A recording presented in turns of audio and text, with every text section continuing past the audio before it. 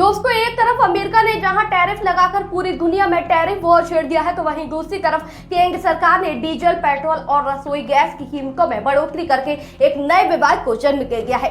Diesel पर और petrol पर उत्पाद शुल्क 2 रुपए बढ़ चुका है, जबकि रसोई गैस पर 50 रुपए सीधा तौर पर बढ़ा दिया गया है। लोकसभा, उत्तर प्रदेश विधानसभा जैसे चुनावों के वक्त जरूर सरकार ऐसे दावों को घटा देती है, लेकिन फिर से उसने अब इसे बढ़ा दिया है। दोस्तों, जब चुनाव आते हैं तो चुनावी रेवड़ियां बांटी जाती हैं। उसी के तहत चुनाव के वक्त ऐसे पेट्रोल, डीजल और रसोई गैस के सिलेंडर फ्री देने के वादे किए जाते हैं, जनता को लुभावने वादे दिए जाते हैं, रेवड़ियां दी जाती हैं। लेकिन जब सरकार जीतकर सत्ता में आ जाती है, कुर्सी उनके हाथ में होती है, तो वो इस तरह से ही काम करके लगातार दामों को बढ़ाती है, जिससे आम जनता फिर से परेशान हो जाती है।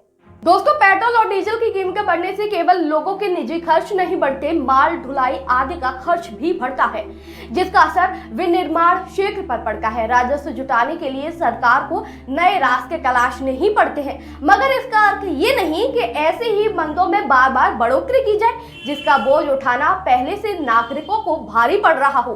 तेल और रसोई की गैसों की कीमतें पहले ही लोगों की जेब पर भारी असर डाल रही हैं। महंगाई से पार पाना अब कठिन हो चुका है। ऐसे में फिर से बढ़ोतरी।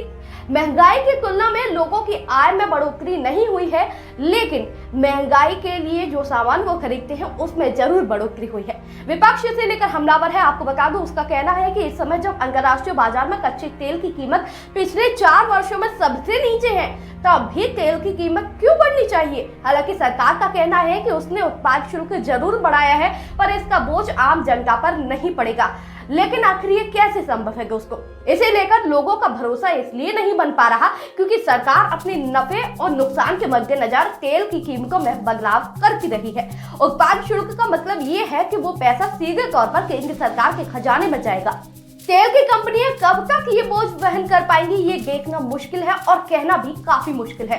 तो वहीं अमेरिका की जवाबी शुल्क नीति का असर अब दुनिया में उनके बाजारों में देखने को मिल रहा है। जहां खुद अमेरिका खुद अपने बाजार का रुख नीचे की तरफ देख रहा है, तो वहीं भारतीय शेयर बाजार भी दुनिया के काफी बाजारों की तरह ही गिर चुका है। विशेषज्ञों का मानना है कि अगर यही रुख बना रहा तो दुनिया में बहुत जल्दी मंदी का दौर एक बार फिर शुरू हो जाएगा।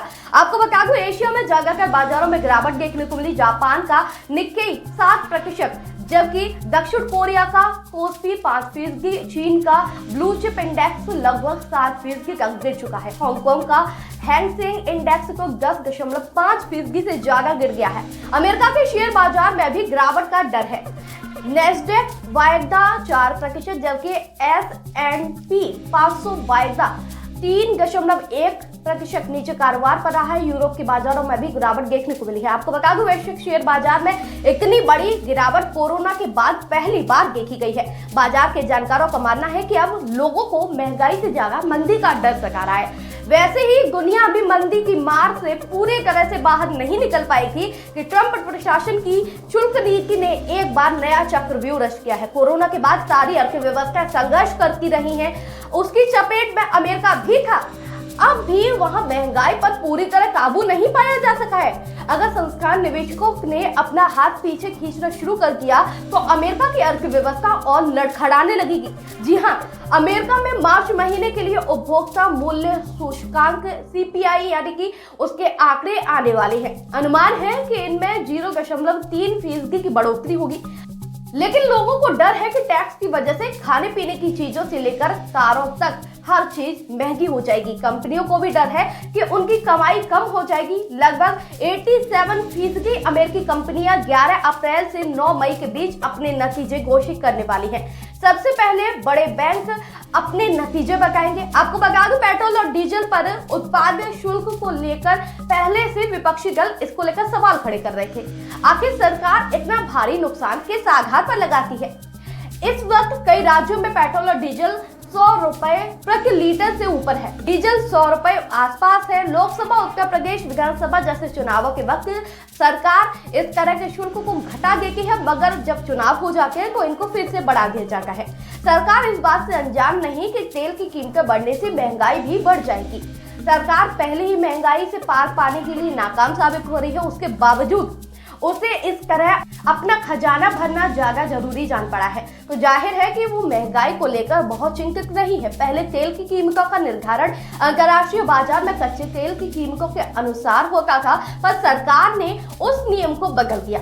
लोकसभा, उत्तर प्रदेश विधानसभा जैसे चुनावों के वक्त जरूर सरकार ने उत्पाद शुल्क कुछ घटा दिए थे, मगर अब इन्हें फिर से बढ़ा दिया गया है। लेकिन दोस्तों, देखने वाली बात है कि मंदी का डर जो लोगों को सता रहा है वो क्या जल्द ही आने वाला है।